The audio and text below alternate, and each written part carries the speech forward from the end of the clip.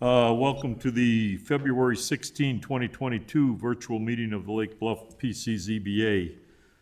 Before we get into the agenda, the meeting in person is impractical and/or imprudent due to COVID, so obviously we're meeting virtually. And secondly, all votes tonight, except for adjournment, will be by roll call. So call to order and roll call, please. Certainly. Member Danley.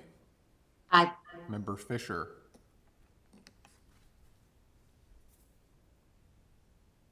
Ms. Fisher, we're not able to hear you if you're able to check in. All right, I think we'll come back to that one. Member Miller.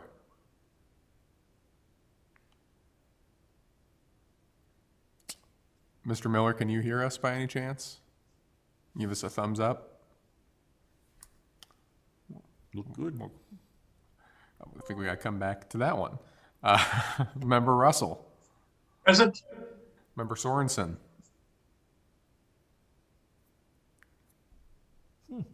Ms. Sorensen, can you hear us? Oh, I'm mute. Oh, here. All right. Unmuting. All getting used to Zoom meetings again. Member Toll. Here. All right. Member Miller, are you able to hear us?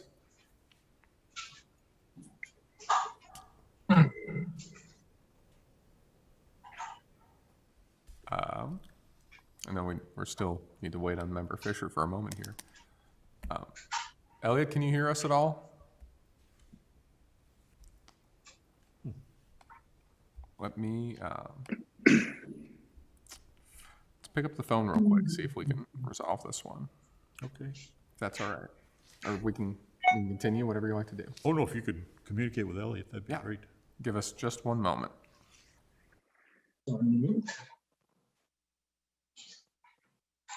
My computer won't let me do this. And connect.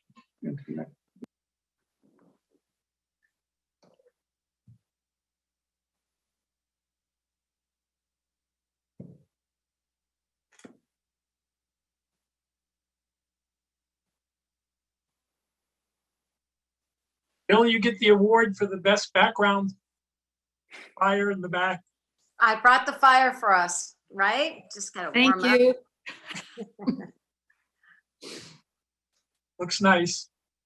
I hear there's some weather coming in where you guys are. up. And where are you? Yeah, Florida. nice. So thank goodness for Zoom. Otherwise, I would not be participating. But yeah, there's 3 to 6 inches of snow tomorrow. Is that what I heard correctly? Oh, for us, it's maybe an Yeah. inch. Oh, okay. All right. That's not bad then. A couple days ago, I heard between 1 and 20. Oh, wow. So they've narrowed the window. That's good. That's Yeah. good. How long are you in Florida for? Just to the end of the week. Come back Friday. Great. Good weather? Yeah. Oh, it's beautiful. Yeah, it was a little cooler than normal early in the week, but I think it's supposed to be 85 and sunny tomorrow. Wow, that's hot. Yeah, Beach day. Yep. good for you. I just have to rub it in every once in a while, you know. Thanks a lot. Thanks. Any opportunity I can, We'll remember that. of course. Mhm.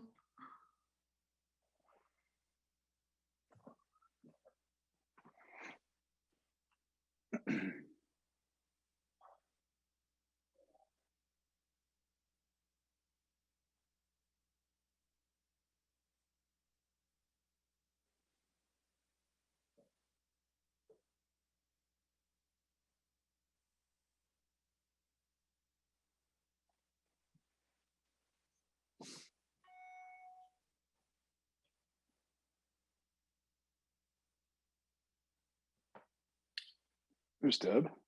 Yeah, sorry, computer wasn't working. We waited for you. Thank you, I appreciate it. Glenn is trying to get Elliot connected because he couldn't Okay. hear us. So he's talking to him on the phone. So we're halfway through roll call, Deb. Making progress. Yeah, sorry. I hear the rain coming down. Anybody else? Yeah. Except in Florida?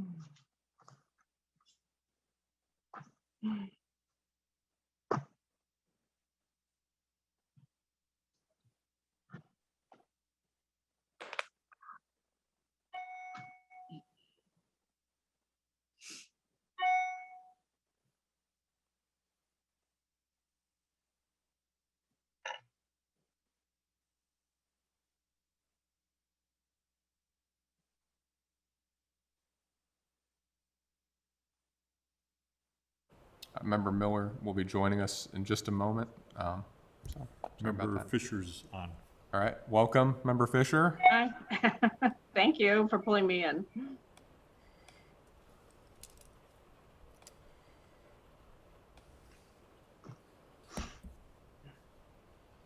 Should we go on to number 2? If you like to, yeah, I'll just announce it. Yeah, Here. let's, Member Miller will be on shortly. Let's go to agenda item number 2, non-agenda items. As the commission is aware, we allocate 15 minutes every meeting for items that do not appear on the agenda. I'm not sure there's anybody out virtually that wants to participate. Mr. Cole, is anybody? Yeah, so I'll note aloud, we have no one here joining us at Village Hall. We do have 4 people here in the public, and I believe 2 of them are associated with our pending petitions tonight, and 2 are just members of the public. I'll also note that Member Miller is with us now on the phone. Excellent. All right, agenda item number 3, consideration of the December 15, 2021 minutes. I trust everybody's had a chance to review those. Any proposed revisions or other changes? No. Okay, No, hearing none, is there a motion to approve? So moved. Second. Roll call, I guess, huh? Certainly, Member Russell, Aye. Member Sorensen, Aye. Member Fisher, Aye. Member Miller, aye. Member Danley, Aye. Member Toll, Aye. and Chair Peters. Aye. Motion carries. Thank you. Agenda item number 4, public hearing, Stonebridge Development.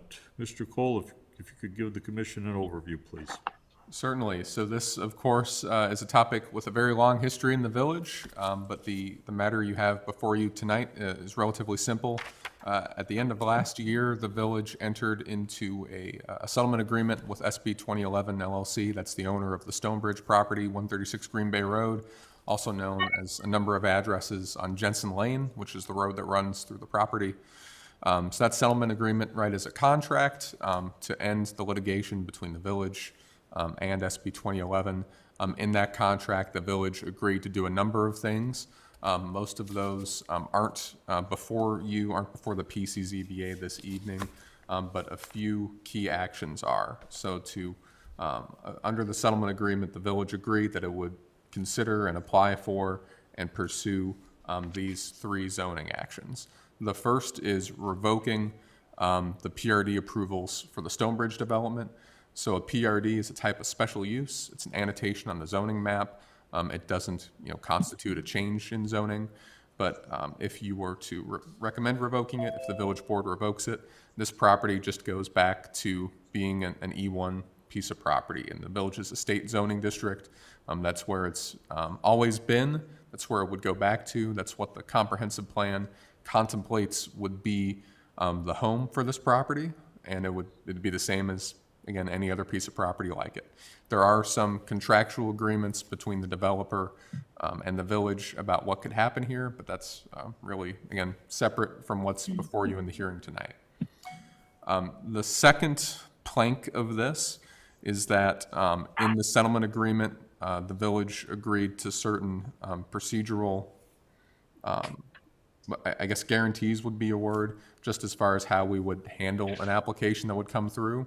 So for example, we said that we wouldn't increase the application requirements beyond a list that's in the agreement, very similar to the ones that exist today.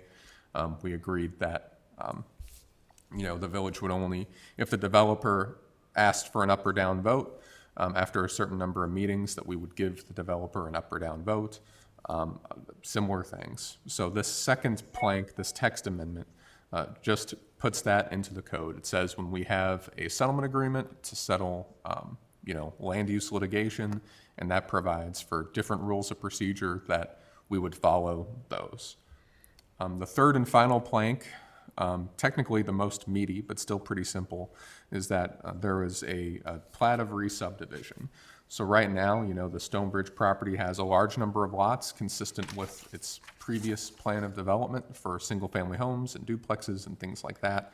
We want to reduce that to the smallest possible number because we know that that will be, there's no development of 80-something homes authorized anymore as soon as that PRD is revoked. Of course, we can't get it down to just one lot because there's a road running through it again. There's utilities in that road. We need to keep the road and keep access to it, even though those aren't utilities yet. The village hasn't accepted ownership of them. So this plat of subdivision just reduces us down from, again, off the top of my head, 59 plus lots, just down to 5, which is the smallest number we can get to because we can't have a lot on both sides of the road. All the land in the lot has to be contiguous. So with that said, I'm happy to answer any questions. The village attorney, Mr. Schuster, has been intimately involved in this litigation and the settlement and can speak to it as well. But whenever you're ready, we would ask and recommend that you recommend approval of these 3 items. So again, the first, the revocation of the PRD, the second, this text amendment about procedure when we have a settlement, and third, approving this plat of re-subdivision. All right, thank you very much, Mr. Cole. Any discussion from any of the commissioners with respect to any of the 3 prongs of the topics tonight? Member Russell here, I have a couple questions just for clarification. I'm assuming on this up or down vote within a certain number of days that somehow stipulates that the applicant has what we would consider to be a full submittal. That if we're asking for material, he hasn't submitted it, that wouldn't be part of this calendar day deadline. Is that correct? I'm going to pull up the settlement agreement to try and quote it, and Mr. Schuster, I think, will do the same. I think I might be hearing 2 questions there if I could divide them a bit. So the first is, what can the village ask for? And as far as information from an applicant, right? And so in that case, there's a specific list of things we've said we'd limit ourselves to, and past that, it's up to an applicant to choose to provide them. But if an applicant can't meet the standards, that's the applicant's problem, right? They kind of at their own peril choose to demand a vote if they haven't met the standards. As far as if the clock would start without a complete application, that shot clock provision, if you would, that starts after you're so many meetings in. So I believe it's after the second meeting we have on the topic, a developer can request an up or down vote. And so presumably by the time we're getting to that second meeting, we've got a full application in front of us. Yeah, that's specifically what's the question. And for what it's worth, with any applicant, that came before us, if they demanded an up or down vote, my recommendation to you would always be, well, they have a right to ask for a vote and we should probably take one versus stringing somebody along. Now, that said, they may not like the result of the vote. If they haven't met the standards and we've ever find an applicant to be, there's usually a reason we aren't moving ahead. But applicants at some point do have an up or down, a right to an up or down vote. So they wanted it in the settlement agreement to be explicit, so they knew what the clock was. But again, I think we probably apply that same clock to essentially anybody before this body. Okay, thanks. Second question, the plat does show the 50-foot wide access road right-of-way labeled as access road that connects Jensen Lane with Witchwood Lane. And that was a heavy bone of contention with the entire neighborhood to the north, that there not be routine public access through there. And I just wanted to make sure that because we're approving a plat that now has this right of way without any limitations, that where the developer cannot take the position, or any developer can't take the position that because the right of way exists, that he has a full right to use that as a normal right of way with in and out traffic. So what I would say is that any development that's going to come forward, they're going to have to present a plan, and there will be a full evaluation of whatever that application is.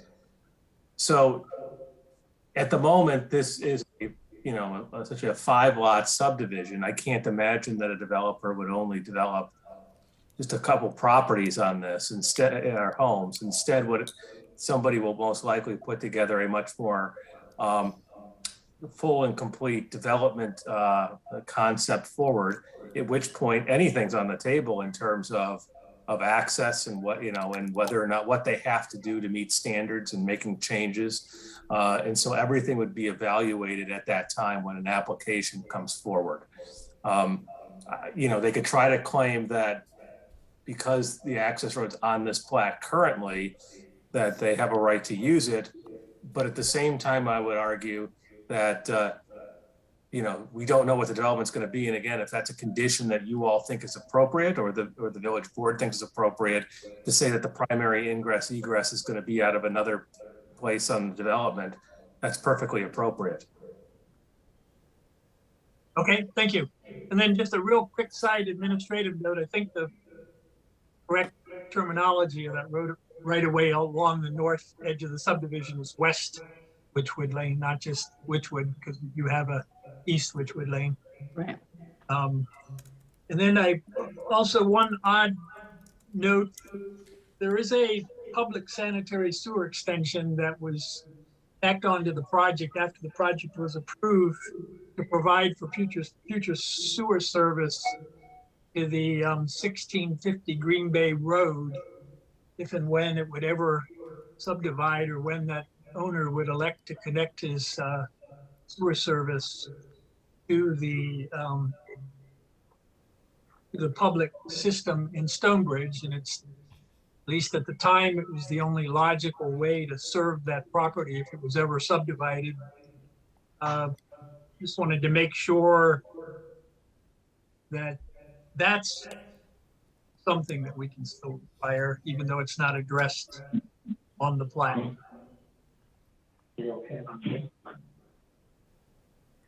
So, I don't know enough about that particular improvement, if that was ever something that an improvement the village accepted. I don't know that it was.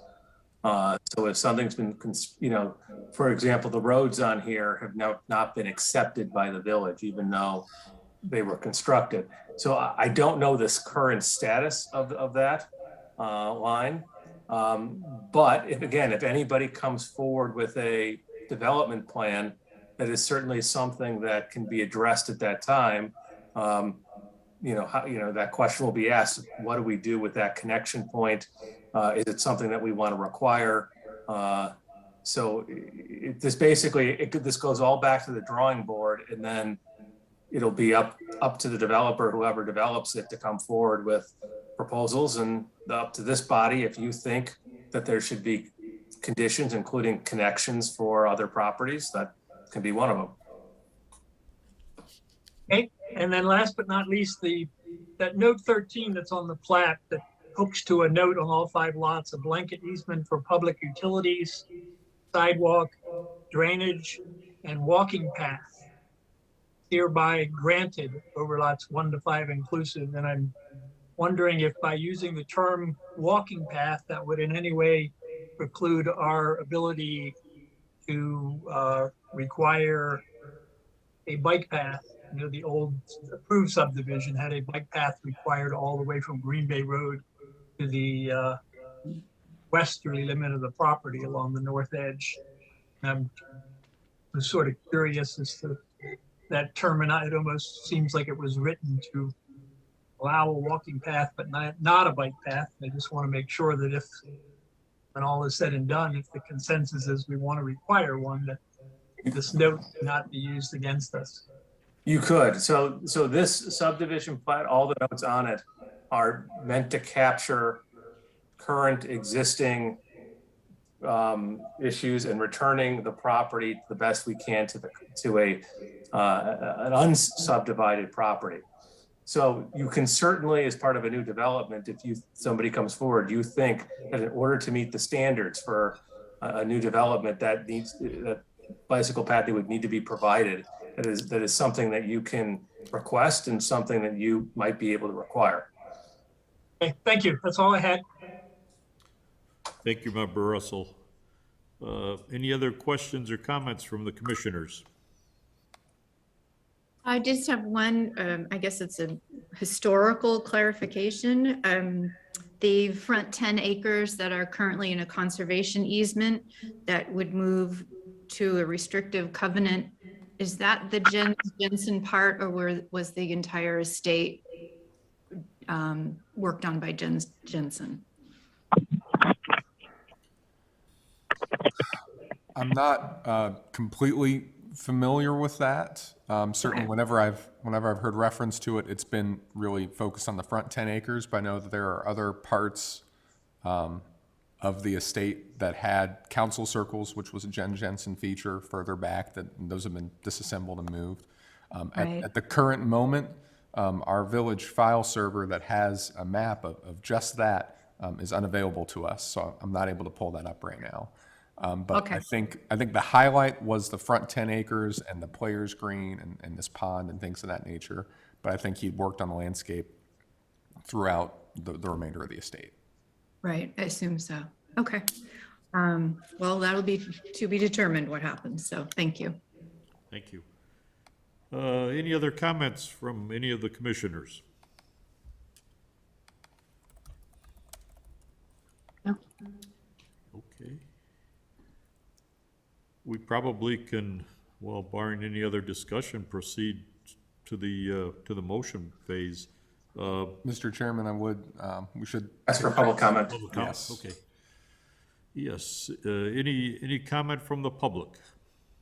Yeah, so I do have, I'll say aloud, again, no one here with us in Village Hall, a few people joining us on Zoom. If you'd like to speak, there's a raise your hand choice at the bottom, and there's also a Q&A where you can type questions. I've got two here from Miss Susie McMurray, and I'll read them aloud and answer them each in order, if that's okay. Certainly. So the first one is, did the amount of dirt that was moved around in Stonebridge cause the flooding to the north? So you know, all development in Stonebridge is subject to the county's watershed development ordinance. Generally speaking, I think water flows through the Stonebridge property to the Skokie Preserve and not the other way around. I'm not terribly familiar with that, but again, there's been these improvements, you know, were supervised by a civil engineer. There's stormwater drainage there. There's never been anything built there. I can't say definitively one way or another on this question, though. The second answer, what happens to question I should say, what happens to the buildings that are there and aren't their homes already built there? So there's really three categories here. The first is the manor house, which is the principal largest structure on the property. The second is the gatehouse or the carriage house, as it's been called, which is to the north. And then the third is the model homes. So the manor house will be demolished. The village has a chance to go in there and to, there'll be some time if there's an offer for the property that contemplates keeping it. we'll hear about it, but we're expecting that there will be a 90-day period where we'll go in, do architectural salvage, get out important artifacts. There's a list in the settlement agreement, and that's also being overseen by a committee of the village board and so on. And then the house will most likely be torn down. The second one, the gatehouse, there's a period of time, a 5-month period of time where a national real estate brokerage firm will market that property to alternative users. The village and the developer will agree on who markets it. And then if there's, the developer's not obligated to take an offer, but that may yield an offer that allows that to be kept and restored and put back into productive use. It may not. We'll see what happens there. And then third and finally, the model homes. There's nothing in the settlement agreement about that. They never received a certificate of occupancy. They've had considerable vandalism. We don't know for sure, but we expect that those will either be moved or demolished. So that's in a general sense what we're expecting. Again, not necessarily germane to your hearing here, but that's what we're expecting on the property. No, thank you, Mr. Cole. Any other questions or comments from the public?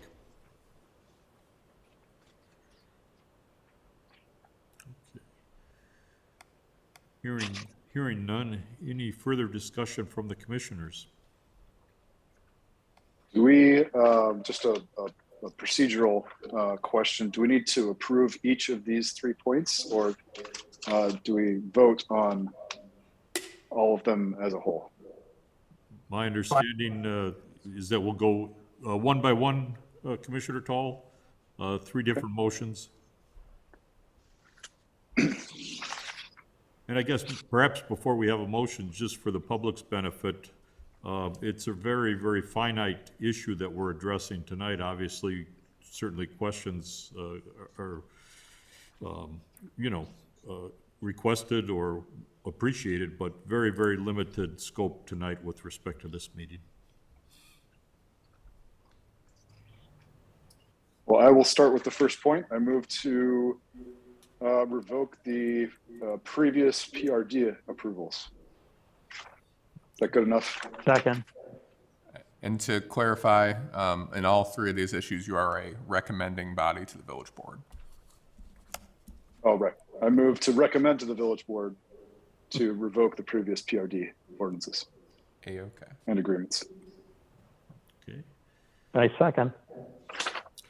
Any further discussion? Just a point of clarification, are we also a final plat of re-subdivision was in the same ordinance? Are we doing that as one, or are we breaking that out? That's the third. That'll be, there's no ordinance prepared for that one here in your packet. That'll just be a resolution presented directly to the village board. But that would be your third motion of the 3, would be to recommend approval of the plat. Okay. Could we have a vote, please, Mr. Cole? Certainly. The order, as is typical, is random from here on out. Member Miller. Aye. Member Russell. Aye. Member Toll. Aye. Member Fisher. Aye. Member Sorensen. Aye. Member Danley. I, Chair Peters. Aye. Motion carries. Thank you. All right. Second issue that we're faced with is addressing the codification of the provisions of the settlement agreement, adopting the special rules of procedure. Is there a motion with respect to that issue?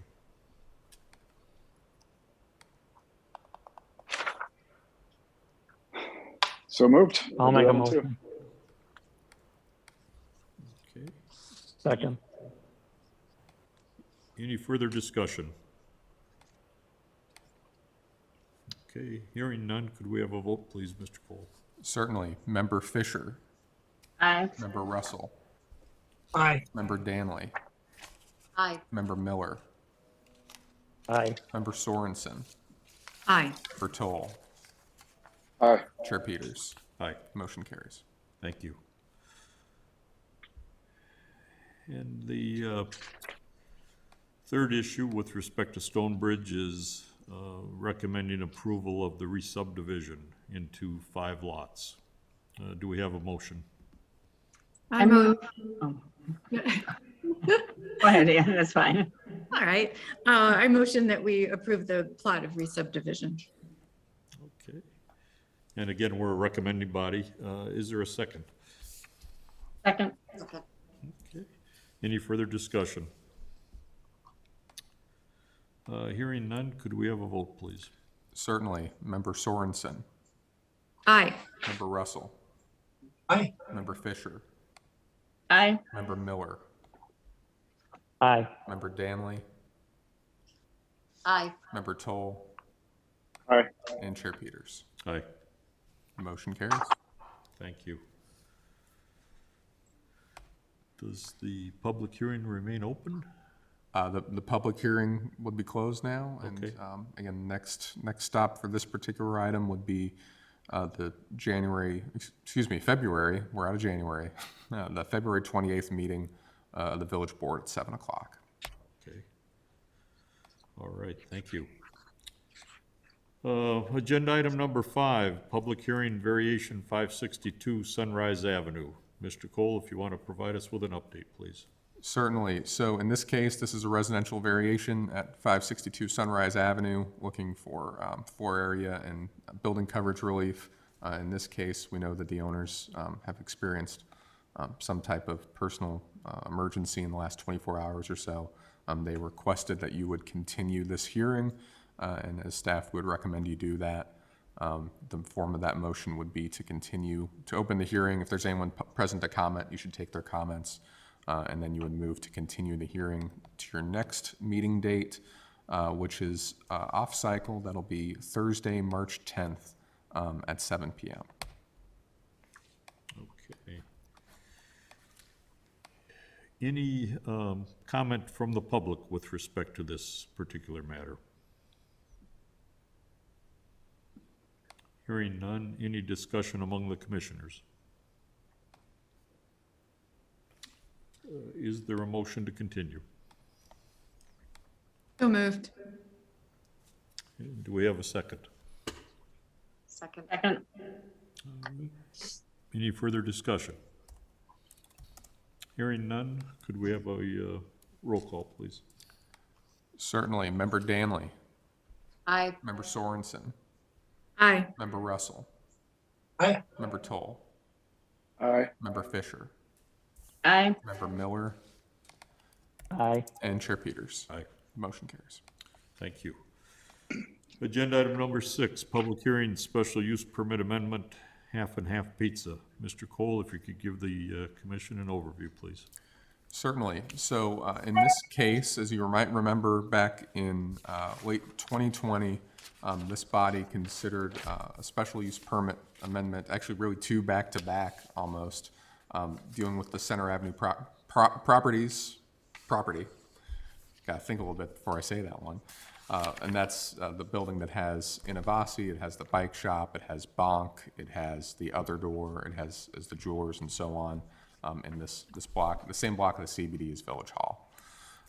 So as you'll remember, at that time, there was a proposal, Innovasi reconfigured its dining space, it added an area to sell packaged liquor, it added the Bonk takeout area in a new building where or in a new address where the bike shop was located. And then they were proposing to build out a bar type area with food service in the basement to be called Cache. Fast forward a couple of years, for various reasons, they have decided not to proceed with that concept. What they're proposing to do is instead a takeout pizza establishment, half and half pizza. So they've formed a new business entity. That entity will operate a kitchen in the basement of Innovasi, which that was originally designed, I think, as to be a catering kitchen and has some provisions for that from a building code standpoint. They'll take the orders over to Bonk, which is in the same building but a separate tenant space. There's other tenants in between, but there's an underground area that connects them. And then you would go and you'd pick up your orders from Bonk. Perhaps they'd have, by the slice or something there too that you could collect. So at the time when this group considered this 2020 provision, we crafted, there had been a lot of changes to this property over time, and we tried to craft a provision that would make our zoning more flexible here, try to keep requests like this to change restaurants or move restaurants around or reconfigure them from having to go through the full process. And the text of that's in the staff memo. We wrote that pretty broadly, but not broadly enough. We didn't contemplate this specific circumstance where you're adding another kitchen and where you're adding another operator into the mix. You try to write these things broadly, but you sometimes can't predict every possibility. So what we have in this draft ordinance, I'll note you should have received it. We emailed this out, I believe, on Saturday, and then you should have received a paper copy today for your reference as well. Essentially does two things. The first is because this isn't within the strict letter of the special use permit you approved the last time, it just approves this pizza concept, right? It approves the new restaurant, quote unquote, even though it's within a restaurant. It approves the floor plan. It makes clear that this can proceed. And then second, which you can take if you would like to, is it just tweaks that provision, right? And makes that provision just a little bit broader so that if there's situations like this in the future, those are still subject to public review. They still have to go in front of the village board, but they don't involve a public hearing before this body. They don't involve application fees, escrows, and so on in order to make these reconfigurations in the future.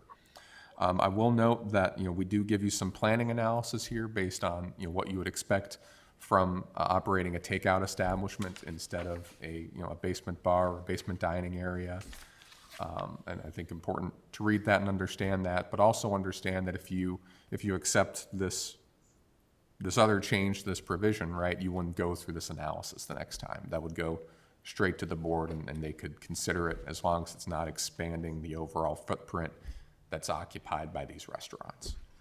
So I know we have the proprietor, John DeRossier, is on the phone. I also can see we have at least one public comment coming in already. So you can take it from there. All right. Mr. DeRossier, we should probably swear you in. Sounds good. If you could raise your right hand. Do you solemnly swear to tell the truth, the whole truth, and nothing but the truth, so help me God? I do. Thank you. Please proceed. Glenn did a really good job summing it up. Basically, over time, we've just decided that we think that a carry-out and delivery pizza place will do a little better than our speakeasy idea would. The basement and the lower level of the building that we're referring to is a maze of different ages and different times down there. When Ivazi was rebuilt as Holly's Bistro back when the building was turned into a restaurant, they had built about a 900 square foot catering kitchen in the basement. So the kitchen is actually already there. All we're doing is adding some fixtures and some equipment to it. Flooring is there, grease traps, all the normal required coating things for a catering kitchen is already built there. So basically, that's all we're asking for is to take it from what would have been a small speakeasy bar and to turn it into a carry-out pizza place with certainly lots of delivery, we hope. Pretty much that's the change. The impact is certainly less on parking, as we'll have 2 to 3 employees working there versus 30 customers. So the parking impact is a lot less, or it actually goes from whatever that would be to 0, because our staff doesn't park in the public streets if they do what they're told. So pretty much that's it. That's really the entire change. Okay. And then in your application, you address the various standards for special use, and we'll adopt and incorporate those by reference, so you don't have to go step by step through those. I did. Thank you. Any questions from the commissioners? Just one, and it's more a question out of curiosity, John. What is that space currently being used for? Is it an active catering kitchen, or is it just basically storage? No, it was mostly storage. We've never really used it for very much storage. We've kind of had some things there over time, tables, chairs. Over the last year, we've actually added a larger off-site storage space. So now we have all of our patio chairs and extra tables and things like that stored out there. So right now it's just an empty room waiting for the transformation. Okay, very good. Thank you. Member Russell here. John, are you still pursuing or thinking of pursuing the idea of getting approval from the health department to try and get some limited seating? I think the ordinance provides up to 22 spots in the bunk area. You mean in the bicycle and bunk upstairs, correct? Correct. No, we aren't. Right now, we don't have any plan to do that. There isn't actually space in the space right now. The bike shop takes up 3/4 of the space, and then the sandwich shop takes up most of the rest of it. So also, in order to do that, we would have to have some access to public restrooms. We have to have 2 bathrooms that the public who sits down would have access to. And we don't have that currently. So there's one of a couple different options for that. So right now, there's no plan for that. But I will tell you, if anything, the last 2 years has taught us is that I have no idea what the next year is going to be like. So we'll see what happens. We'll cross the bridge when we get to it. Understood. And then one question for staff. The applicant had requested just approval of operating hours from 3:30 to 9. The way we're approving this and incorporating it into the other ordinances, he's actually going to get approval for expanded hours, which I have no problem with, and it seems to make more sense. Is that correct? That he would get the I think it's 6 a.m. to 10 p.m. is what's on the books right now for bunk. Give me just one moment to double check that, Member Russell. I think that's correct. I'll say the hours in the application, those are more general questions that we ask every special use permit applicant, those questions, because they always come up. I'm not sure that, typically speaking, we would recommend that if there's an hours of operation limitation, you would set those based on those zoning standards, right? And not necessarily what a particular applicant might ask for at a particular time.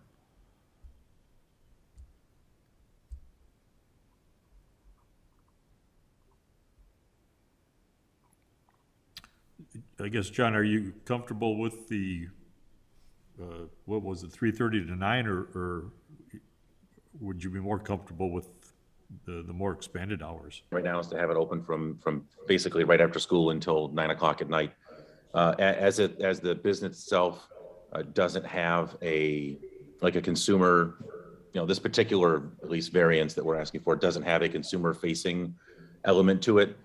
Our hours are kind of, they can be what they are. We'll be in the kitchen doing prep work ahead of time, but there isn't really anything open to the public from that basement. There's no public access to it, and nobody will go down there for anything. So the hours are, while they're there, technically they're sort of a moot point. Member Russell with a follow-up question, but Glenn, we are approving the expanded hours, correct? Based on the way we've structured this. And once again, I don't object to the expanded hours. I was just asking for my own clarification. Yeah, and I've got that section of the ordinance pulled up now. So in this 2020 ordinance, right, we said that operations in this primary restaurant, which Innovasi is the primary restaurant, the way this is written in the basement of that, that they wouldn't couldn't open any earlier than 6 a.m. They couldn't close any later than 11. Later on the bicycle shop restaurant, it said they couldn't open any earlier than 6 a.m. They couldn't close any later than 10 p.m. So as it is, if you approve it, I would say, you have to go into the bicycle shop restaurant to get the orders. They can't be open past 10. De facto, it wouldn't be past 10. We could certainly make that even more clear in the ordinance, or if you wanted to put in more restrictive hours, certainly you could do that too. I think you could justify those. Yeah, and my recommendation is whatever hours you think, you let us know, and then we make it more explicit, because when drafting this, I'll be honest that I wasn't thinking about specifically of limiting hours, because, that would be left up to you. But if you think that there's an hour requirement, that if you think any hour requirement should apply, you should make that part of your motion, whatever those may be, and then the final ordinance for approval we'll draft it to include your recommendation. Okay, well, Member Russell here, it just makes sense to me, since we've already authorized the expanded hours for sandwiches and soup. We're going in there for that. Otherwise, the way it's structured, the village would have to send notice to everyone within 300 feet, I think it reads, in order to change, move it from 3:30 to 2:30 or back to lunch. Just doesn't make sense to me to Right. have it limited for a pizza slice, but you can go in there 3 hours earlier and get a sandwich. My only thought. Yeah, I Makes sense to don't me. think that we'd have the notice requirement would apply to what we're doing today, because this is a new operator. But that said, again, whatever hours you think are appropriate, that's what we will draft. Okay. And then just an aside comment, I was just walking by and refreshing my memory of what's going on there in that block. I noticed that the new Prairie Espresso indoor establishment has hours posted till midnight, Thursday, Friday, and Saturday. And did they actually come to the village to get that? And did we notice all the neighbors for midnight operation, particularly on Thursday? Yeah, they did not request that from the village, and that is a conversation that started today. So that's about all I can say on that. Okay. I have a question, Member Miller. John, do you anticipate, if this really takes off, that to be having maybe pizza delivery up till midnight or 1 a.m, on those, weekends or Super Bowl Sundays or something like that, where even though the store is closed, your kitchen will be open? And do we need to address that in this ordinance? God, that's a good question. I hadn't thought about it at all, I'm surprised I haven't. But I didn't really think about anybody ordering stuff that's late, because so much of our town closes by 9.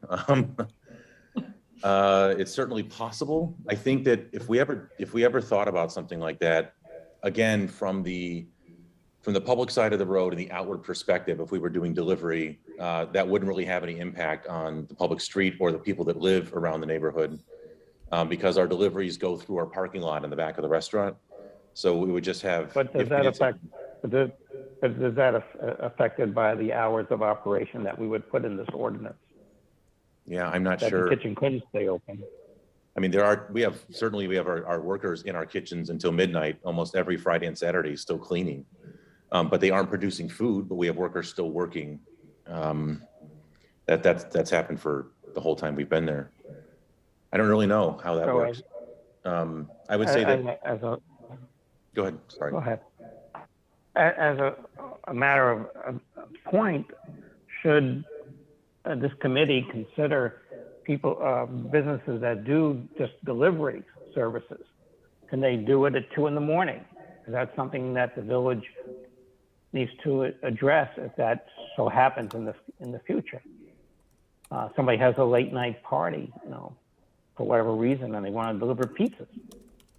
How's that affected by this ordinance? And it's certainly not it's not bothering the village at all. I don't see it as a point, but do we need to address all this? Well, Lady, I would think that if John had come in and said he wanted to be able to deliver pizza till 2 a.m, departments in the immediate vicinity, that we would be concerned about that.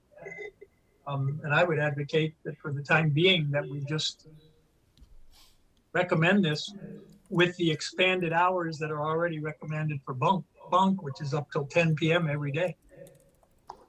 And that if the case may be that you know, they want to deliver to midnight or 1 a.m., that you would have to come back to this committee.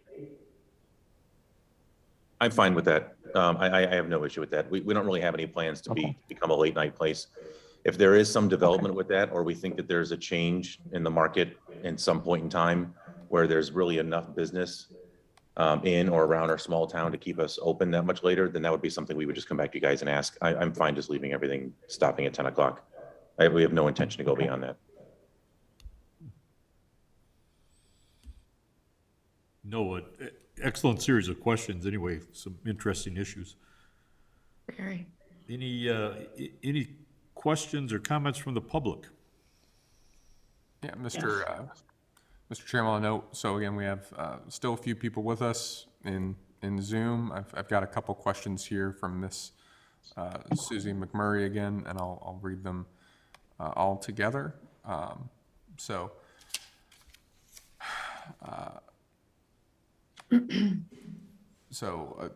Floatstone, Susie McMurray, not her comment here, but is the owner and proprietor of Floatstone in the Central Business District. I'm surrounded. Please tell me there will be a hood that takes the smell of pizza from the building.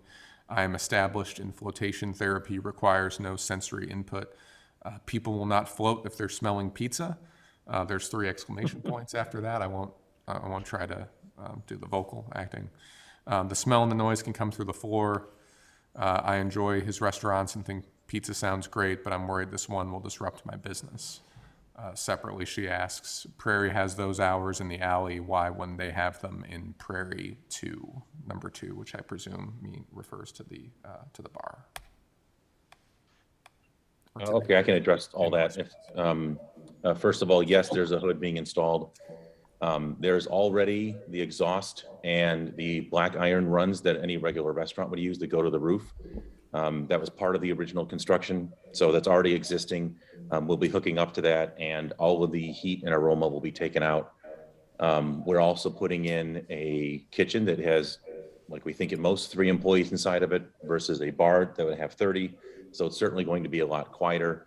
In addition to that, our landlord and I have been working on specifically how we build ceilings and walls in the place so that we keep what little noise the kitchen would make to itself.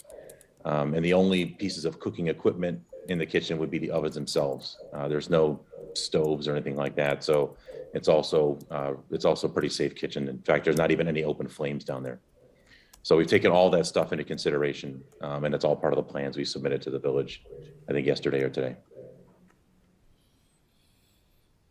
Thank you, John. I have one other question. What's half and half mean?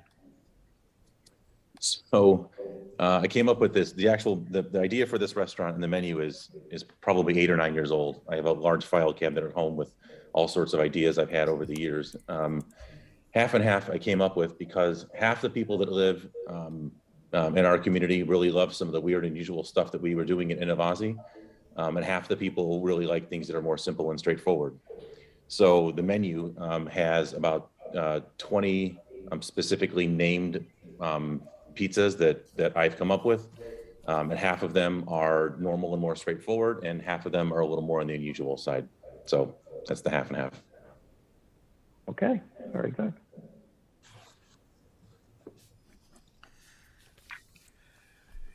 Any further discussion among the commissioners or any further comment from the public? I will note, Miss Susie McMurray said, yay, thanks. So there you go. I, for one, was looking forward to floating with the smell of pizza. I think both are very therapeutic, but I'll have to take my business elsewhere, I suppose. So. All right.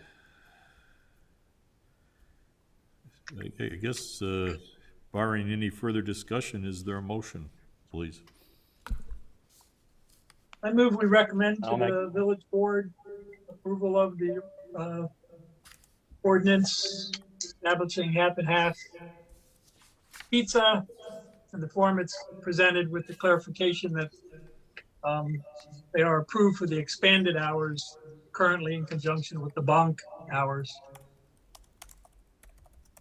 Thank you, Member Russell. I Is there a second. Thank you. Second. Any further discussion? Hearing none, could we have a vote, please? Certainly. Member Miller, Aye. Member Toll, Aye. Member Fisher, Aye. Member Danley, Aye. Member Sorensen, Aye. Member Russell, Aye. Chair Peters. Aye, Motion carries. thank you. Thank you all very much. I appreciate it. Yeah, Good luck. thank you, Good John. luck. Yeah, you. good luck. Agenda item number 7, staff report. Yeah, so brief staff report this evening. So first, a reminder, next month you are off your regular meeting schedule. You're meeting a little bit early on Thursday, March 10th, 7 p.m. As you just heard, we expect the sunrise variation will be on your agenda then. You may have one additional special use application in the L1 district. And we're also trying either that night or soon thereafter, we're looking to schedule a joint workshop with the village board about planned residential development regulations. So that's still in the oven. Not quite sure if it'll come through on time, but we're trying to get that one done. So stay tuned for scheduling on that. Similarly, you'll see in that staff update an updated work planning calendar for your information, for your consideration. We've moved some things around just with the pace of our meetings over this winter break, and also looking towards the timing of when these PRD amendments will be done, the timing of other things going on in the village. The biggest thing I'll note is that we've moved back the timing on our comp plan items. The current village budget under consideration includes a substantial sum of money to bring in a consultant to get that over the finish line. But as part of that, that means we need to wait until at least May to get that process rolling. We anticipate we may start selecting a consultant before that time to make sure we're off and running. But when a consultant comes in, they'll be able to devote considerable time, attention, expertise to that plan, and again, try to get that done. The last one we'll note, and we don't have to discuss it too much tonight, but as part of our discussions around half and half pizza, we know that there are a few places where how we regulate restaurants can improve. We know there's some policies out there from our sustainability plan and ad hoc committee suggesting changes to that, to how restaurants operate as well as other businesses. We expect that there will be recommendations coming out of the village's business advisory ad hoc committee talking about really zoning reform in some of these districts, trying to make these rules more supportive of new businesses, more flexible, more focused on what is actually of concern to the village. And so we want to raise that for your thinking generally, and also note that we worked at one time on a draft of different types of food service uses that's attached to your staff report. At one time we thought that perhaps the best way to handle half and half would be as a different category use, and then we really looked at what was around it and how it would work and thought it was consistent with our current restaurants. But we know enough's changing that ideally these regulations would be up for an update. Just with the workload issues we talked about, that we don't think that's a high priority to get to in the next few months, but it's something to start thinking about. We wanted to share some of our work so far and some other writings about it, and get the group thinking in anticipation of coming back to that maybe later this year or in a future work planning period. So that would conclude my report. Thank you, Mr. Cole. Commissioners report.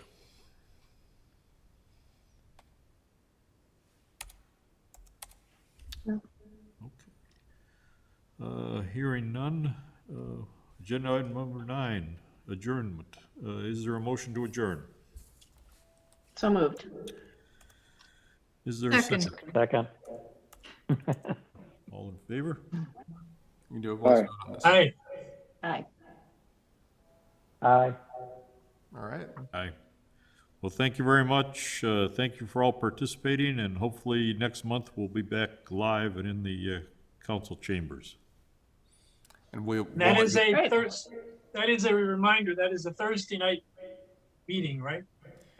Yeah, that is an off-cycle Thursday night meeting, and also I'll say, you know, in view of changing COVID information, when we know what our format is for next month, we'll be sure to share that with you. So, Yeah, thank you Very very good. much. Great. Okay. Thank you. Good night. Have a good night. Bye. Good night, everybody. Thank you. Bye. Good night. Good night.